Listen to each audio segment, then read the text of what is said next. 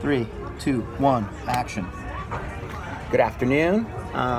It's our inaugural show entitled Afternoon at the Movies. My name is William A. Goldrick, and this is my friend Mr. Matt Collins. And today we're going to be talking about the film that we just saw, Call of the Wild, starring Harrison Ford and directed by... Billy asked me prior, and I said, who cares? But I looked it up. It was Chris Sanders, who did Lilo and Stitch, so you know he's a real great director.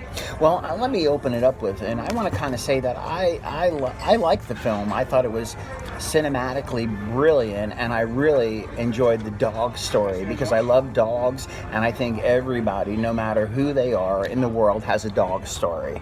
Well, I'm a cat person. An old lady in the movie theater said, that's the best story I've ever heard. But she also was the person who asked, is he shot when Harrison Ford was shot? So I don't know, the movie was an hour and 40 minutes, a little too long if you ask me. You know, in retrospect, when you look at the underbelly or the subtext of it, I think everybody is seeking a get-rich scheme. And in 1849, when America was seeking gold in California, they thought in the Yukon country that they were going to just load up these sleighs and exploit these poor animals and come up with... Spoiler warning, though, Harrison Ford throws all the gold in the river at the end of the movie before he dies, making the movie a complete waste of time.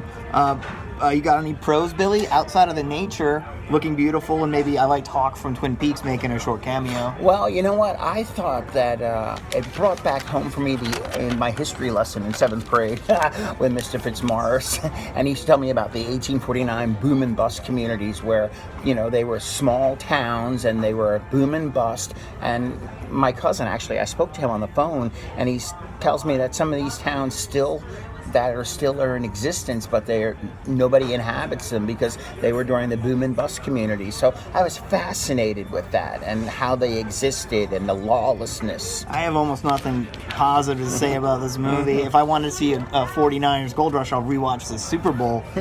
Billy, anything negative to say about this movie you're a big fan of? I just think, you know, the thing that was a little disturbing was like the black dog that was like rising at, you know, the height of the sun, and he was talking about like he was the Obi-Wan Kenobi of the dog, telling him come back. It was like an hour and 40 minute like pointed dog food commercial, like unleashing your inner wolf. Yeah, and that was another thing too that we really, fail to recognize, that, wolves are being terminated by farmers, and I think they are just fascinating, beautiful creatures, and they're very family orientated, which I love. I have to go with the cons of the CGI. I didn't see a preview for this. The CGI was awful. The way the dogs behaved was very unrealistic and corny. And at the very end of the movie, it was pretty much Harrison Ford saying, and that's the call of the wild.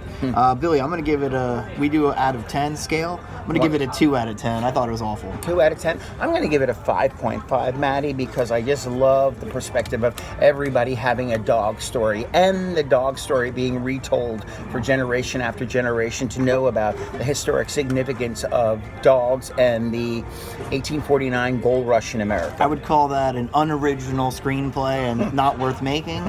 Thanks for watching the first episode of the show. Have a good day. Take care, everybody.